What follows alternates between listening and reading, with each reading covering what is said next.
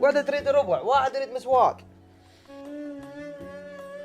اخ ابويا ظهري، صار لي يومين ولا مرتاح ولا صح ظهري. بابا تروح للدكتور تعالج ظهرك.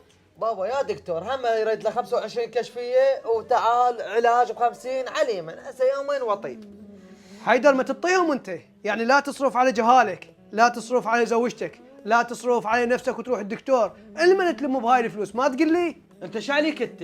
هاي الفلوس تفيدني، باكر عقب انطلب، باكر عقب يصير عندي شيء، مالك دخل، الم اني ما تدخل، لا تدخل روحك، ماشي؟ أمير المؤمنين عليه السلام يقول عن هذه النماذج: لا تجمع من المال فلا تدري لمن تجمع، ولا تدري أفي أرضك أم في غيرها تصرع، فإن الرزق مقسوم وكد المرء لا ينفع، فقير كل من يطمع، غني كل من يقنع.